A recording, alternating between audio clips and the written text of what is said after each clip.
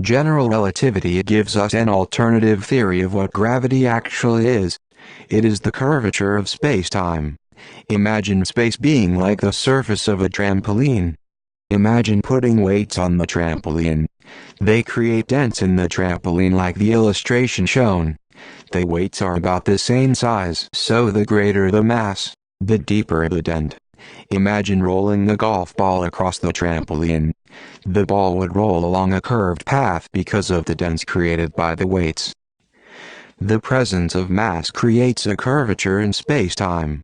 Anything traveling through the space around it will follow the dents and curves in space-time created by the mass.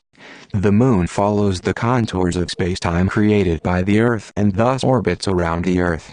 The curvature of space-time influences the trajectories of anything traveling through it, including light.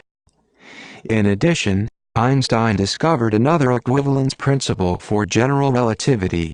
There is no experiment that can distinguish between being in an accelerating rocket or being stationary in a gravitational field, like standing on the Earth. That is, one could be in a rocket accelerating at 9.8 meters per second, the gravitational acceleration at the Earth's surface. Then all experiments would have the exact same results as they would if they were done on the Earth's surface. This is what the illustration on the left depicts. The illustration on the right depicts the second part of the equivalence principle. There is no experiment that can distinguish between falling in a gravitational field and floating around freely in space, far from any gravitational field. One prediction of general relativity is the gravitational redshift of light. If light travels away from a gravitational source, like a black hole, its wavelength is stretched to a longer wavelength.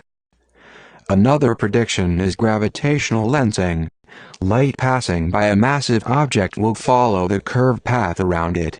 Starlight will appear shifted away from the gravitational source as shown.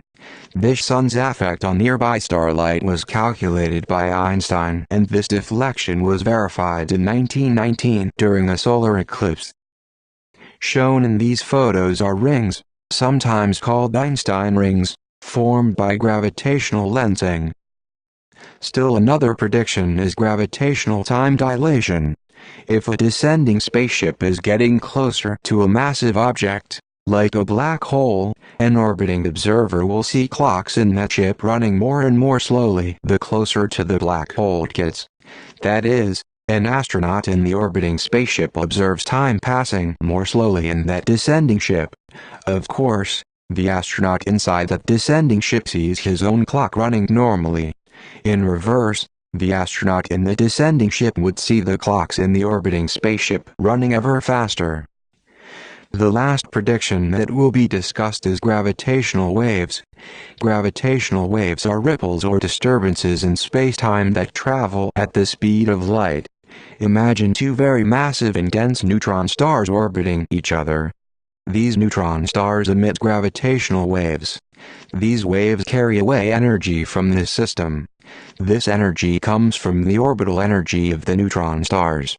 As a result, they orbit closer and closer over time.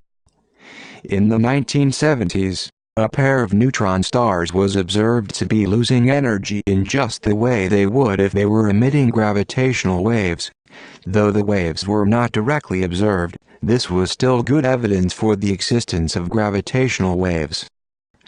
Gravitational wave observatories have been built on Earth to detect the passing of gravitational waves. There are two arms of these observatories. If a wave passes, it makes very small changes in the lengths of these arms. The lengths of these arms are carefully monitored using lasers that pass down each arm, reflect off mirrors and travel back. Because of the sensitivity of these experiments, they can detect length changes of 1 part in a billion trillion. Most of the data astronomers get about our universe is in the form of light or other electromagnetic waves. It would be like living life and learning about the world around us by only having the sense of sight. We could certainly gather a lot of information and learn many things about our world. If we can eventually, routinely detect gravitational waves, This would be like suddenly having a new sense, like the sense of hearing. Now we could learn about parts of our world that light didn't penetrate, like what is happening on the other side of a wall. The detection of gravitational waves would allow us to probe regions of our universe that didn't reveal itself with light. We could probe things like dark matter or the very early universe,